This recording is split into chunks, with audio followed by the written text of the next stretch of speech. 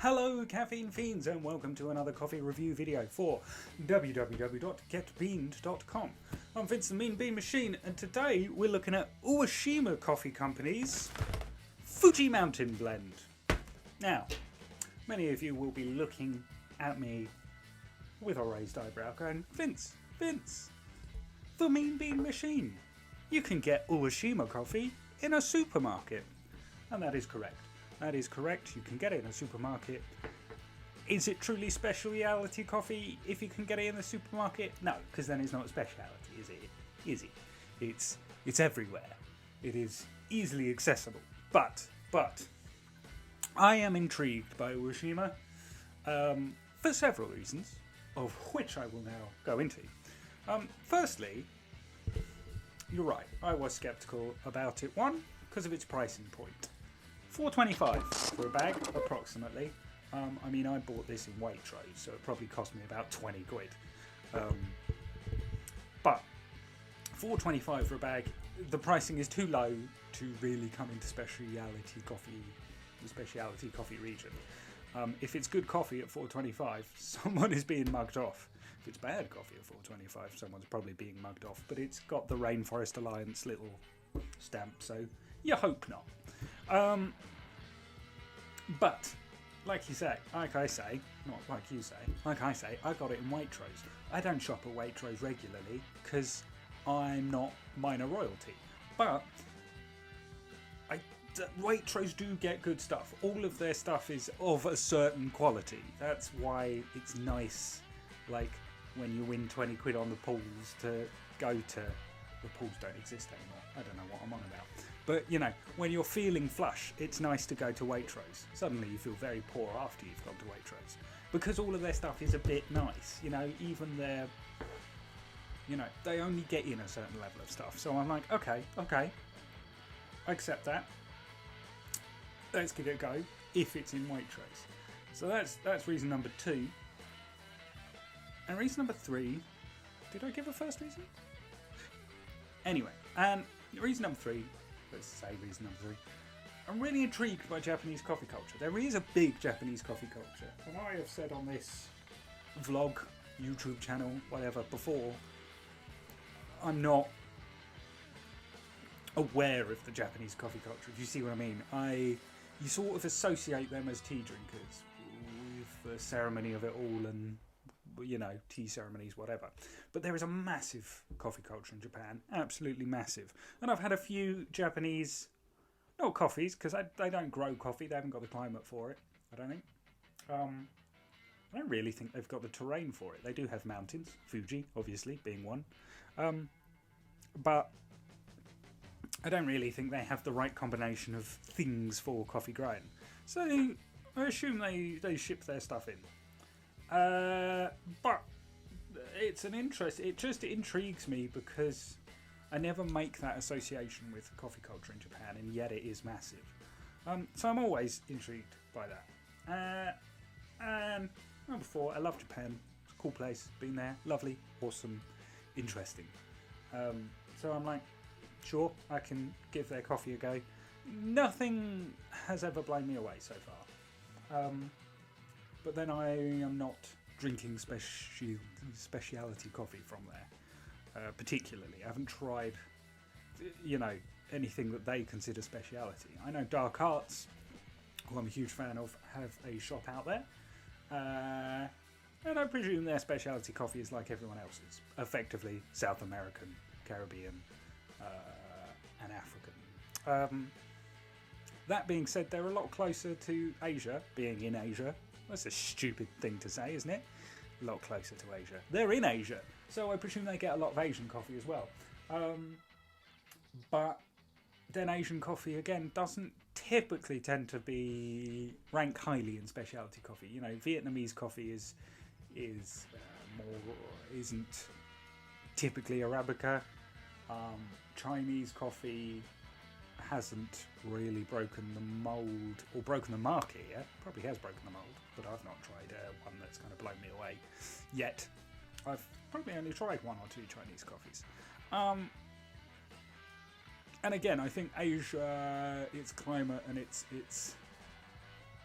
geography lends itself more to Robusta than Arabica. So anyway, I thought, let's give this a go. Because I've been intrigued by Ueshima for a while. I actually work with someone. I work for a search marketing agency, and I work with someone who was the account manager for them in a previous agency. I, obviously, being a coffee lover and a content writer, I'm really into my job. I like what I do. So it'd be intriguing. I'd love to get a client like Ueshima and be able to kind of taste their wares and be like, yeah, I can write for you. So, if anyone from Ueshima is watching and you need a new search marketing agency, hit up Honcho Search, because we've got an account manager who's dealt with you before. You've got a content/copywriter who, knows a thing or two about coffee. Anyway, I digress. So I thought I'd give it a go. Now, this is a dark roast. I tend to avoid dark roasts, typically. Not a huge dark roast fan. Not particularly anti-dark roast either. But that's not the path I tread when it comes to coffee, typically speaking. But I do like dark roast. It can give a nice kind of intensity with less caffeine. So you can feel like, oh, that's a strong coffee. And it's actually got less caffeine in. So dark roasts have a certain, purpose to me. So that's where I'm at with Ueshima. I picked up the Fuji blend. They do have a house blend that I've obviously missed in Waitrose. But so I picked up their Fuji blend. I've been to Fuji, so I don't know if this is has anything to do with Fuji. What it says is inspired by Mount Fuji. What does that mean in coffee making? What does that mean? Dark and misty? Tall and, sulphurous? Oh God, I hope not. Slightly damp? I don't know. I just don't know. But there you go. Packaging's nice. It lends itself to this whole kind of Japanese air that it's got. I like that their brand, they've not shied away from Japanese branding. They've gone, yeah, people don't associate coffee with Japan, but we're going with Japanese branding. Right, good on them. Fair play to them. I presume the beans, like I say, are from other parts of the world, but it doesn't say on the packaging, another reason to be skeptical, where they come from. In fact, what I really like about this is it says ingredients, coffee, 100%. I should hope so. I've bought a bag of coffee beans. Whatever. So there we are. So I'm going to give it a go. Ground it up nicely. I got my espresso, got my latte, and I got my water to cleanse the palate, as always. So I must say, when I opened the bag, the dark roasts do smell kind of deeper and richer and smokier, as you would expect. So that came across instantly. So what am I expecting from this? Well, it doesn't tell me where it's from, and it doesn't give me any tasting notes particularly. Does it give me tasting notes? No. It talks about Japanese craftsmanship into every coffee. Finest quality beans. If it's the finest quality, tell me where they're from. Precision roasted, Japanese, under the supervision of Japanese coffee masters for exceptional coffee. Japan's #1 coffee. You know what? That worries me, because you know what Italy's #1 coffee is? I think it's like Lavazza or something. Just because it's the nation's #1, it tends to mean, because it's cheap and you can buy it in bulk. I'm trying not to be skeptical, but I am. I'm very skeptical. Anyway, so it doesn't tell me any tasting notes, but I'm expecting a dark smokiness, possibly chocolatey tones, because that's what you get. But if it is bulk roasted, I expect it to be slightly towards the burnt side, just because people prefer burnt coffee over a sour coffee, and you'll find that in any sort of bulk roasting. So I expect a kind of chocolatey but smoky taste. Not too harsh, not too acidic, just kind of middle of the road. But I am open to being surprised. I want to be surprised. I want to like this coffee. Also, I want them to hire me, so I want to like this coffee so they go, oh yeah, you know that guy that gave us a good review? We should work with him. It's a long shot. Like, what? Only 100 people watch these videos. At most. You know. So, they're not going to pick up on this. Anyway. That's enough of me trying to sell myself. Let's give it a sniff. Oh, there's an oranginess to it, which I didn't expect. Whether I'll taste that or not. Interesting. I'm already caught off guard. Interesting. But that's all I'm getting. The sort of top level citrusiness, but not too strong. And then there is that burntness underneath it. And I mean that like burnt wood, not like burnt coffee. It does not smell burnt, don't get me wrong.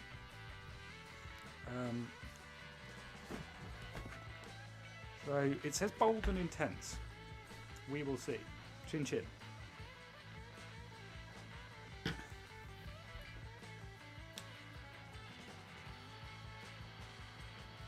I wouldn't call that bold and intense. What I would say is it's definitely a dark coffee. It's very smooth. Very smooth. And that darkness is definitely there. Definitely kind of rich darkness seeps out. But it doesn't grab you. It doesn't, you don't go, oh, how powerful, how clutching. It's incredibly smooth actually for an espresso shot. And obviously a lot of work has gone into that. Really nice in terms of how smooth it is. I'm surprised at how smooth it is. A slight kind of citrusiness, but not overpoweringly so. There's something at the top end there. Something quite sweet at the top end.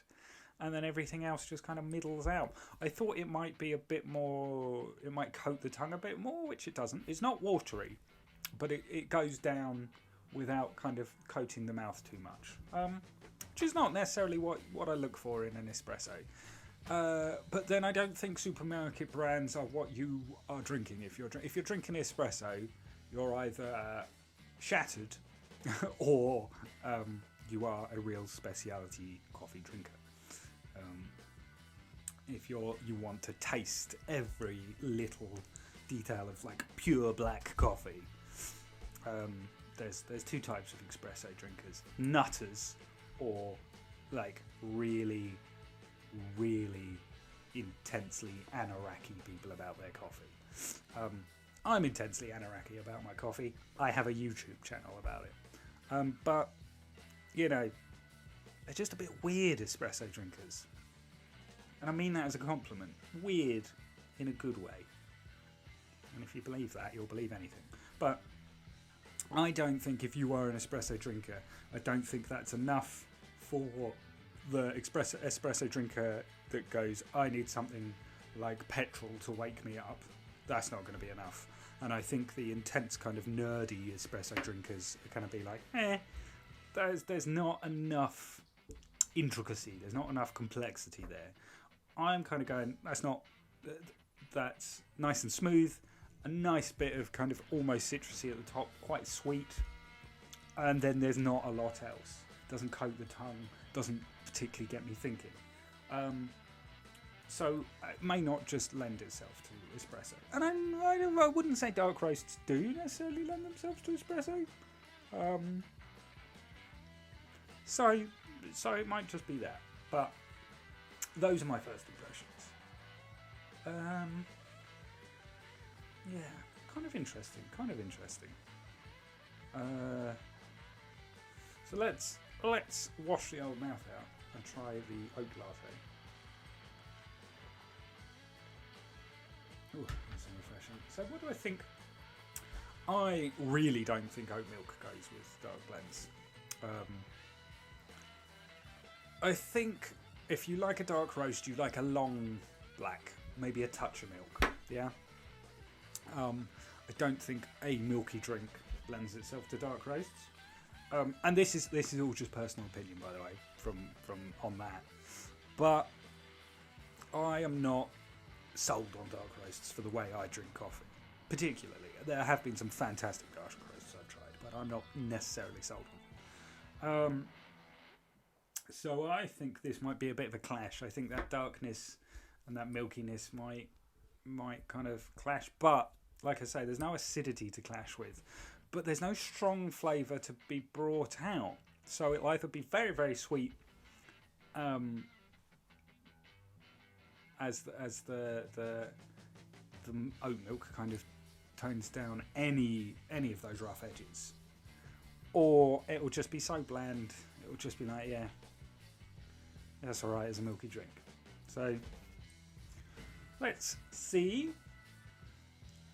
I had a nightmare pouring this. I poured the milk everywhere. I should have got a nice shape, but I was annoyed at pouring the milk everywhere, so I wasn't paying attention. So, I mean, the smoothness of the milk is all right, but nightmare. Anyway.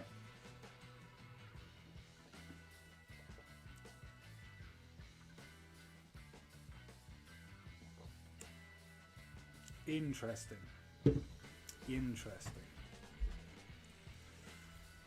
So as I sort of suspected, you don't get a lot from your first sip.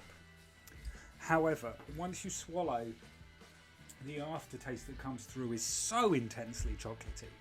You kind of go, on the tip of your tongue you get this really strong chocolate sensation. You kind of go, alright, where was that when I was drinking it, you know?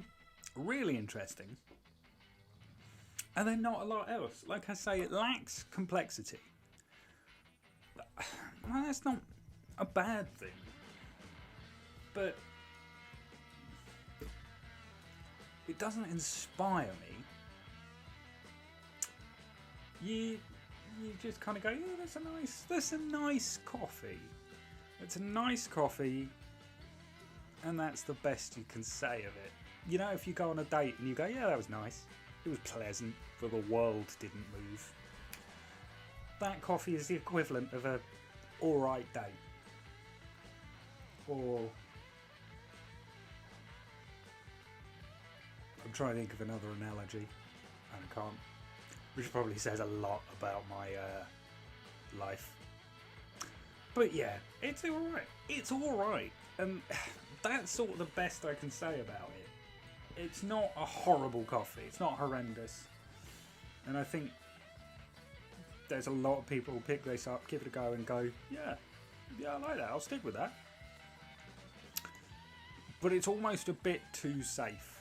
It's almost kind of like, how do we maximise its appeal rather than make something that's really nice but will, you know, might be a bit niche to some people. And that makes sense for a supermarket coffee, for an international coffee brand.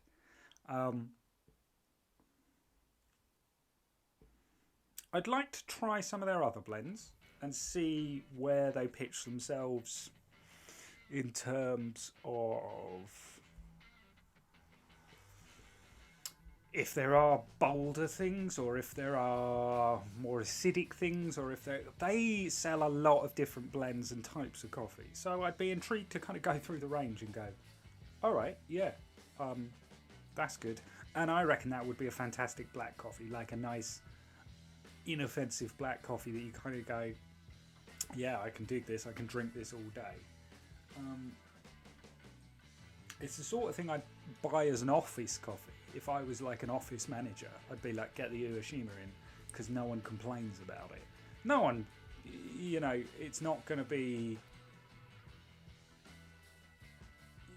If you get like a coffee for an office, you run the risk of it not being to everyone's taste. I think that will be to everyone's taste, but no one's kind of going to go, yeah, that's the best coffee I've ever tried. So yeah, I'd like to see what more they do, whether that is just kind of the middle of the line, middle of the road stuff for your general, you know, for the maximum amount of people. And if they do more kind of delicate blends or more intense, powerful blends, or even a single origin. But I don't know where that coffee comes from, apart from Japan. And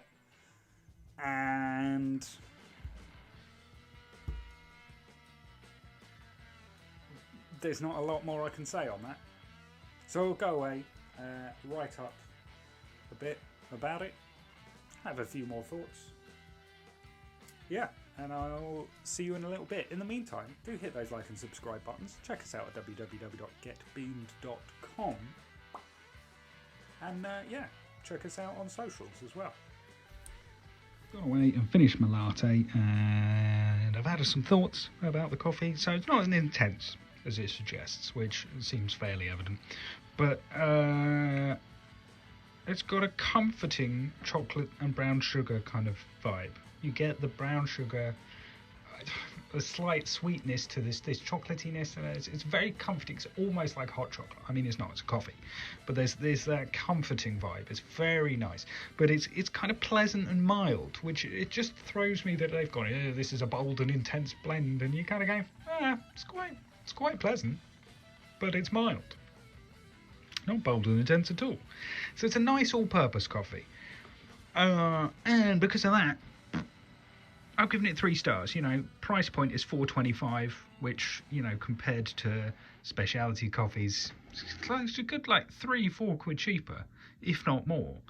So it's not bad, but that's where I'm pitching it. 3 stars, 3 out of 5, not bad at all. But there you go. Country of origin, no idea. So that also irked me a little bit, but what are you gonna do? What are you gonna do? 3 stars, not a bad coffee. Give it a go if you want. And you'll see what I mean. But thank you very much. Do hit those like and subscribe buttons. We'll see you all soon. Ta-ra!